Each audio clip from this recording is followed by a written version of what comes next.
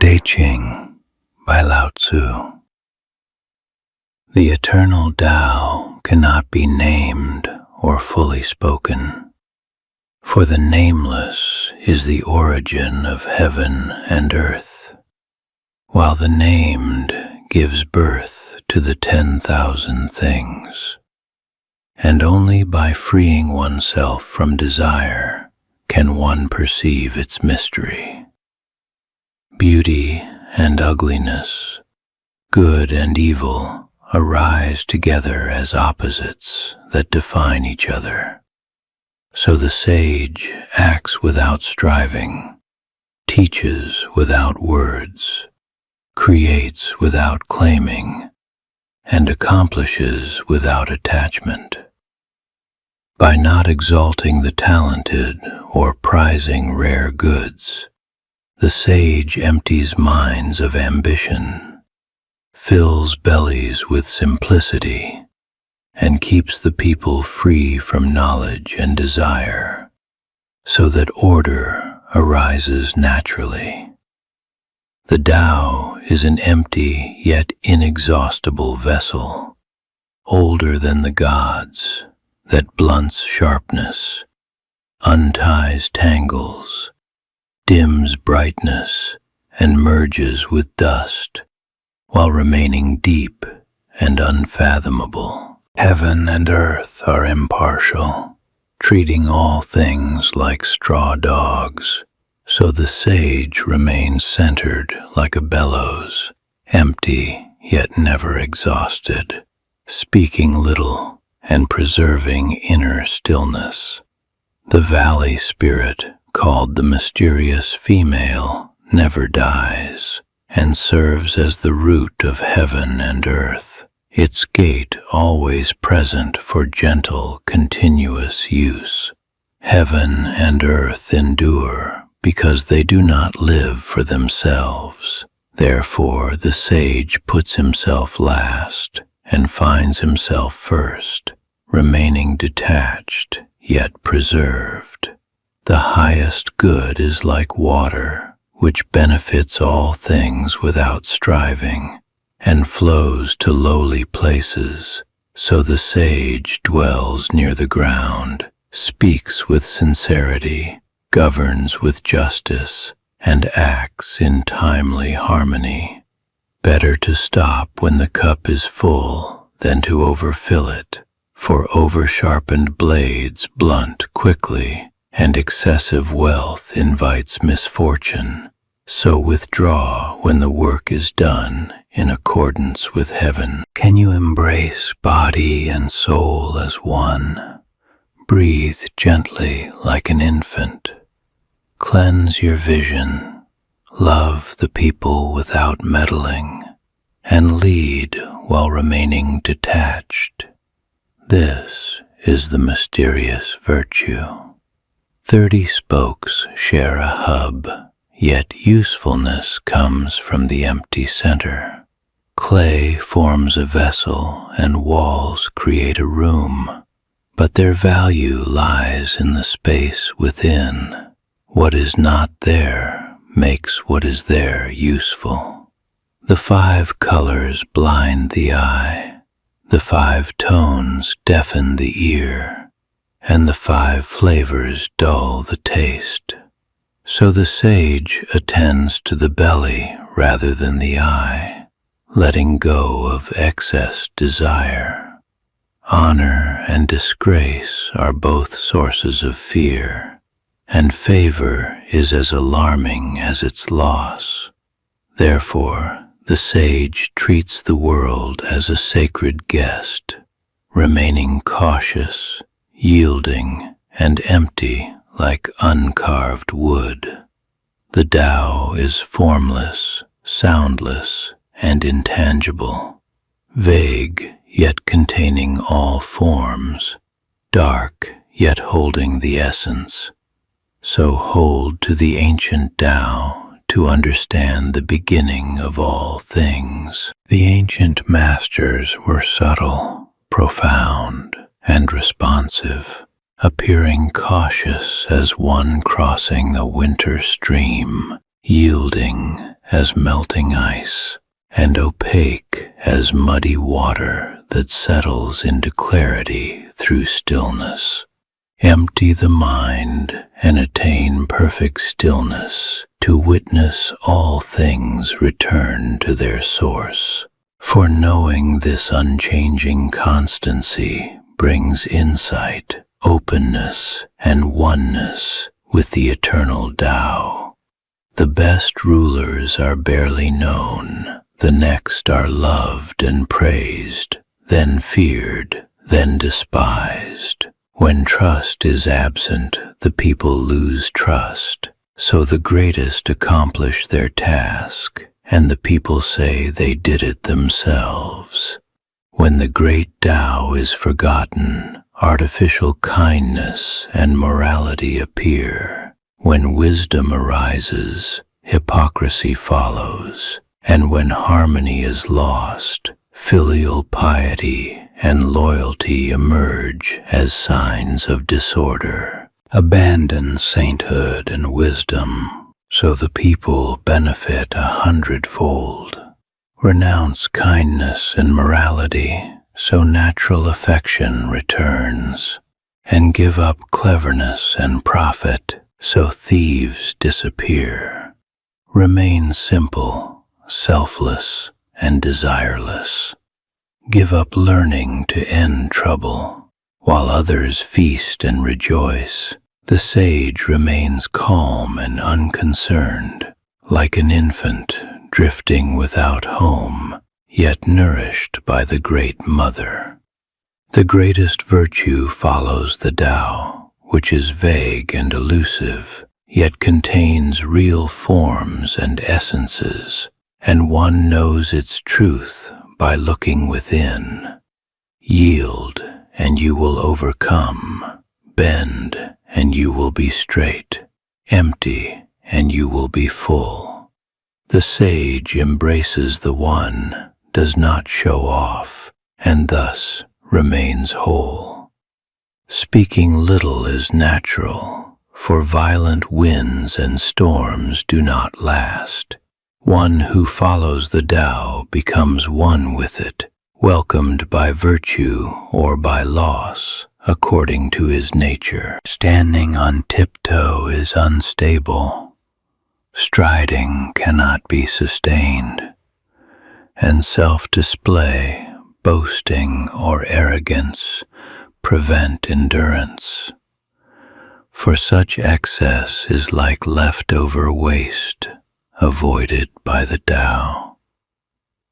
Before heaven and earth there was something formless and perfect, called the Tao, great, flowing everywhere, returning to the origin, followed by heaven, earth, and man in natural order. The heavy is the root of the light, and stillness masters restlessness, so the sage travels without leaving his baggage, and remains calm even amid splendor. A good traveler leaves no tracks, a good speaker makes no slips, and the sage saves people without rejection, and saves things without waste. This is following the light. Know the male, yet keep to the female, and become the valley of the universe. Know the white, yet keep to the black, and return to the infinite. Know honor, yet keep to humility, and return to uncarved simplicity. You cannot improve or take over the sacred universe without ruining it. So the sage lets things come and go without possessing, expecting, or striving. One who follows the Tao does not rely on weapons, for violence rebounds. The sage accomplishes his task and then lets go without boasting or claiming credit. Weapons are tools of fear, not the tools of the wise, who use them only when there is no choice, and mourn victory as a funeral. The Tao is forever undefined and small, yet cannot be grasped. If rulers could hold it, all things would follow naturally, and sweet dew would fall in peace. Knowing others is intelligence. Knowing oneself is true wisdom. Mastering others is strength. Mastering oneself is true power.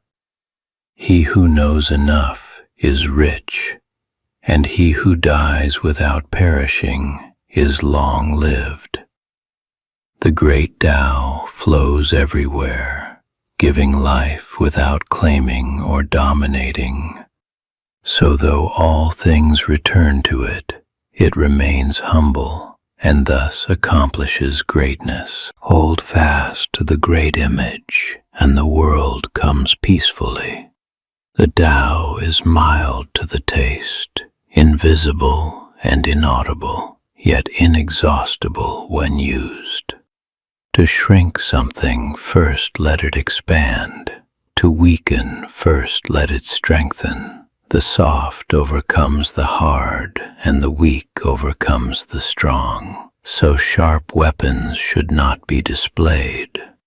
The Tao does nothing, yet nothing is left undone. If rulers could hold it, things would transform naturally, and simplicity would bring freedom from desire and perfect peace.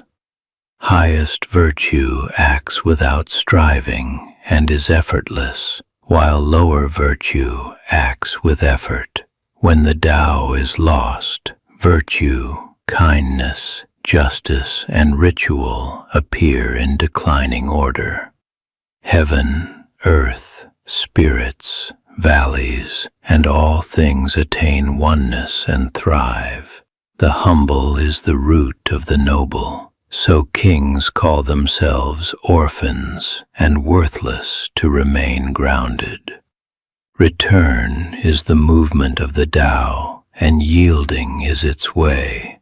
The 10,000 things are born of being, and being is born of non-being. When the superior man hears the Tao, he cultivates it diligently. The average man wavers, and the foolish man laughs. Thus the bright path seems dark, and the great square has no corners. The Tao gives birth to one, one to two, two to three, and three to the 10,000 things. All carry yin and embrace yang to achieve harmony. The softest thing overcomes the hardest, and that without substance enters where there is no opening, revealing the benefit of non-action. Fame or integrity, money or happiness, which is more important? Be content with what you have, and the whole world belongs to you. Great perfection seems incomplete, yet is never exhausted. The greatest straightness seems crooked, and the greatest skill clumsy, while stillness overcomes heat, and movement overcomes cold. When the Tao prevails, war horses fertilize fields. When it is absent, they breed on battlegrounds. There is no greater misfortune than discontent, so knowing enough brings lasting satisfaction. Without leaving the door, one can know the world. Without looking out the window, one can see the way of heaven. The further one goes, the less one knows. So the sage knows without traveling. In pursuing knowledge, one gains daily, but in pursuing the Tao, one loses daily, until reaching non-action, where nothing is left undone. The sage has no fixed mind, but takes the people's mind as his own, treating the good and not good with equal goodness, and the faithful and unfaithful with equal faithfulness.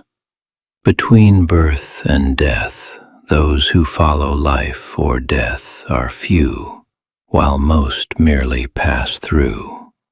He who truly knows how to live cannot be harmed by weapons or beasts, because he has no place for death to enter. The Tao gives birth, virtue nourishes, matter forms, and environment shapes all beings. The sage creates without possessing and guides without interfering. This is mysterious virtue. The beginning of the universe is the mother of all things. Know the mother to know the children. Block the openings and close the doors to remain untroubled, and use the light to return to insight. If one has even a little sense, one walks the main road and fears only straying. Yet people prefer side paths while courts are splendid, fields weedy, and granaries empty. This is not the Tao.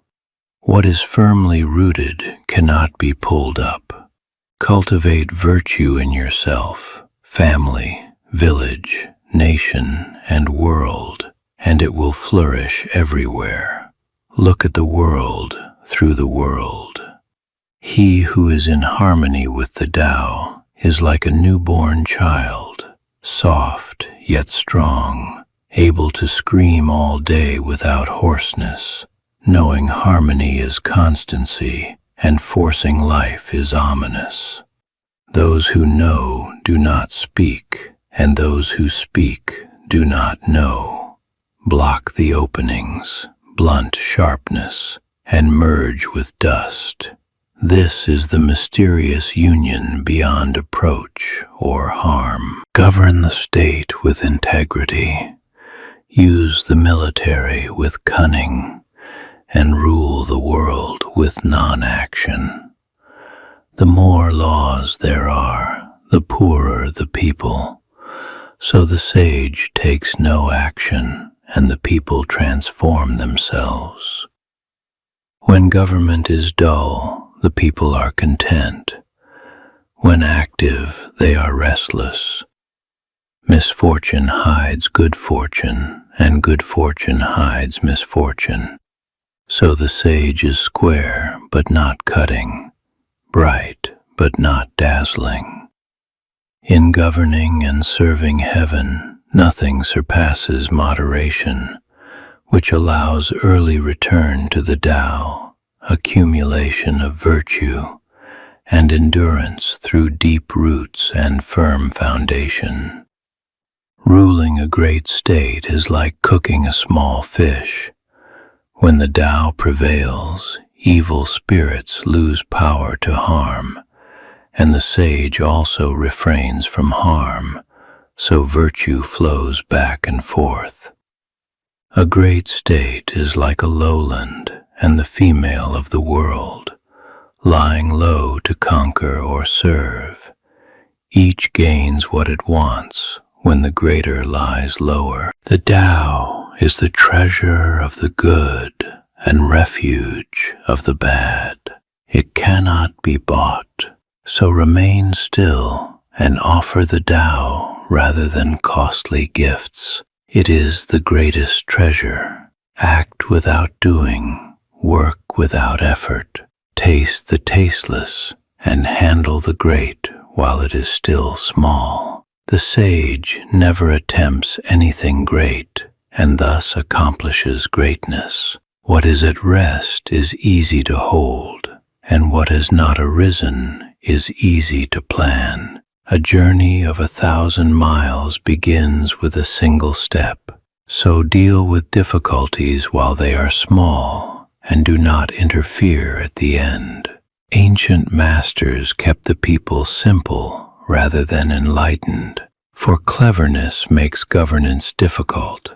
Governing without cleverness is a blessing and leads to mysterious virtue. The sea is king of streams because it lies below them. So the sage speaks as if below the people and puts himself behind them, becoming exalted without oppression. The Tao is great and resembles nothing else.